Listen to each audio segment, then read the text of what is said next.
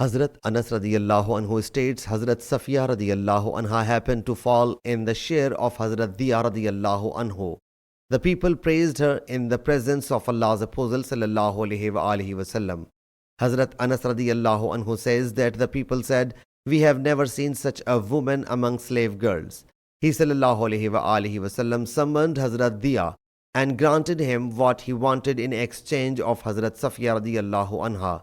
He sallallahu alaihi wasallam then entrusted Hazrat Safiya radiyallahu anha to my mother, saying, "Adorn her." Allah's Apostle sallallahu alaihi wasallam then set out from Khaybar until Khaybar was left behind him. So he sallallahu alaihi wasallam alighted and got a tent pitched for Hazrat Safiya radiyallahu anha. When the day dawned, Allah's Apostle sallallahu alaihi wasallam said, "Whosoever has any leftovers should bring them to us." Hazrat Anas radiyallahu anhu says, the people brought their leftovers, dates and leftover parched barley flour until a heap formed. The people ate of those stubbles and drank the water from a pond which was beside them, and in which the rainwater had gathered. Hazrat Anas radiyallahu anhu said, it was the wedding feast of Allah's Apostle sallallahu alaihi wasallam.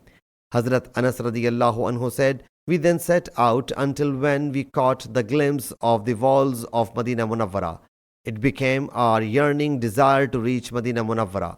So we galloped our mounts, and Allah's Apostle sallallahu alaihi wasallam galloped his while Hazrat Safiya radiyallahu anha was sitting behind him.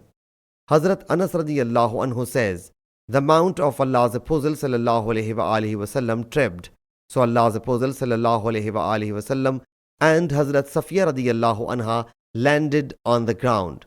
None of the people looked neither at the Prophet sallallahu alaihi wasallam nor at Hazrat Safiya radiyallahu anha.